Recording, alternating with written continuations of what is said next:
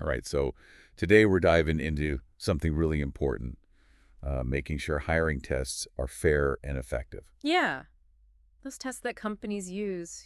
Yeah, you sent over some interesting research by Yeah. Guinness and Smith. A Guinness? Guinness? Like the beer. Oh, like the beer. Yeah. Okay. Yeah. From Personnel Psychology Mm-hmm. back in 2007. And it really gets to the heart of this. It does. It really tackles how validity test bias, selection errors, and adverse impact all kind of come together and relate to each other. Yeah, so these are huge concepts, Absolutely. especially for anyone who's making hiring decisions or involved in that process. Sure. Sure. So can we just break it down a little bit and define what these things mean in plain English for people? Absolutely.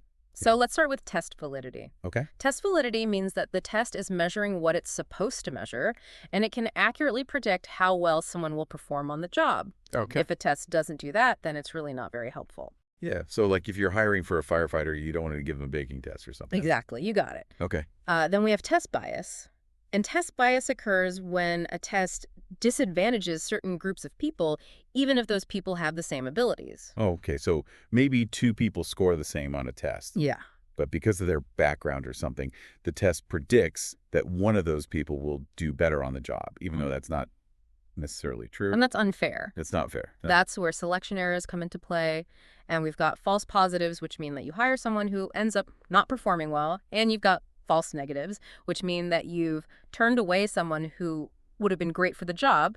And both of those can be very costly for an organization. Yeah, I mean, that's losing money and losing talent. You got it. And then the big one, adverse impact. Right. When your selection process hurts a particular group. Yeah, and think about protected groups like women or minorities. Yeah. So if you have a test that seems neutral, but it leads to way fewer women being hired than men, even if those women are just as qualified, that's a sign of adverse impact.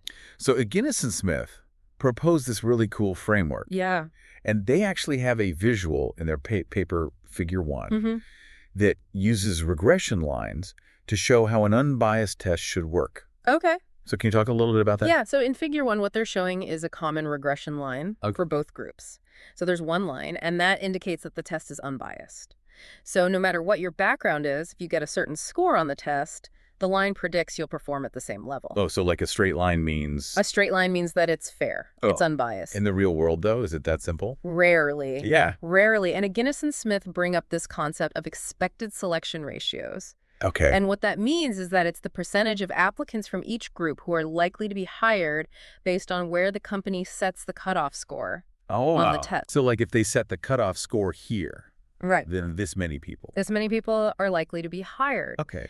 And that ties into adverse impact because you can compare the expected selection ratios between groups to see if there's a big difference. Yeah. Is one group being left out? Exactly. And so the 80% rule is often used as a benchmark, where if the selection rate for one group is less than 80% of the selection rate for another group, Okay. that could signal adverse impact.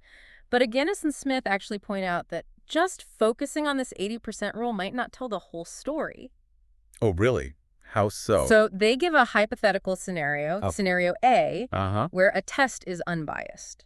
Okay, so we've got that nice straight line. Beautiful straight line. We love to see it. Okay. But to meet that 80% benchmark, you would have to set the desired performance level so low that you would practically have to hire almost every applicant. So to avoid adverse impact, you might end up hiring a bunch of people who might not be right. that. You got it. So it really highlights this tension that organizations face when they're trying to balance being fair with finding the best people for the job.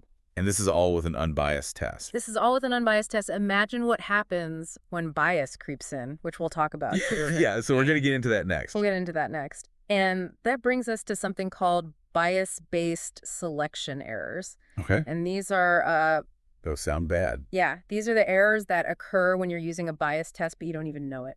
Oh. And a really important point that Guinness and Smith bring up is that those typical statistical tests that we use to check for bias often aren't very powerful. Okay. So we might miss bias that's actually there. So it's like a test could be biased against a certain group, but we don't even realize it. Exactly. Wow, okay. And so this leads to scenario B, Okay. where a test is biased against one group, but this bias is undetected. Oh, boy. So let's say a company is trying to do the right thing. and they want to avoid adverse impact, right? So they're aiming for that 80% rule.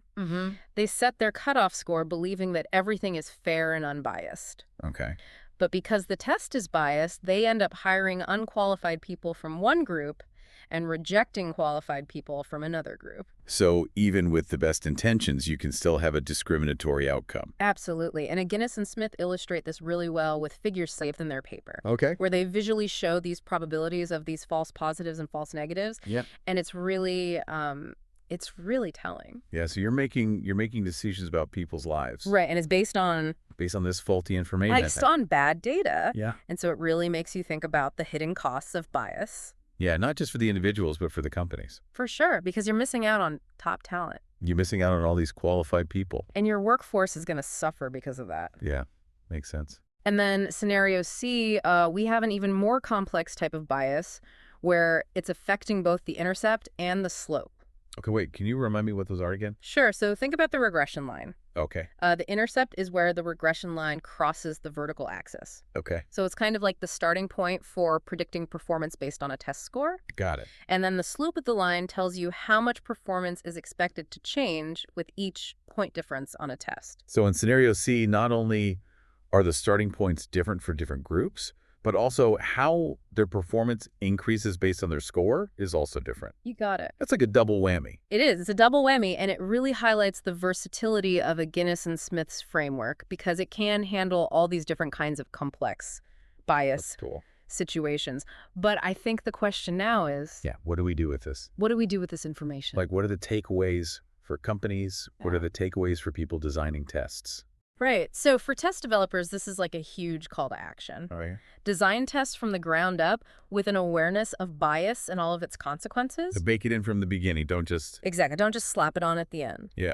And then for organizations who are using these tests, this framework can help them make better decisions. Oh, okay. You know, thinking about fairness considerations, Yeah. performance goals. So find that balance of getting the best people, but also making sure it's fair. You got it. But, Yeah. you know, the research also touches on some legal considerations. Oh, yeah, it did mention that. What did they find about the legal side of things?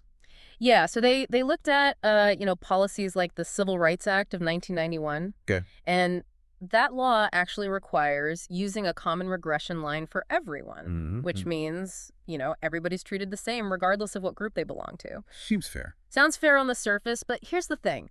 Their research suggests that sometimes sticking to that common regression line can actually make adverse impact worse. Oh, really? Yeah. How's that? So remember those group-based regression lines that we were talking about earlier? Yeah. So in some cases, using separate lines for different groups, even though that's not legally allowed, could actually lead to less adverse impact. So it's like the law is kind of working against itself.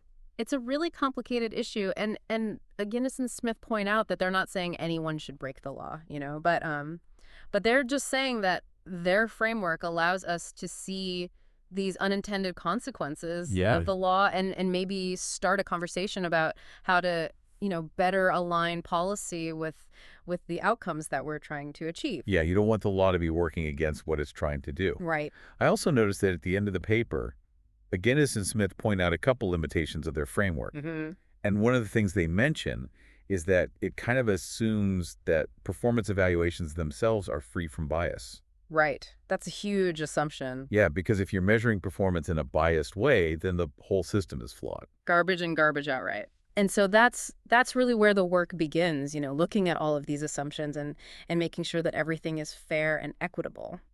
Well, this has been super eye-opening.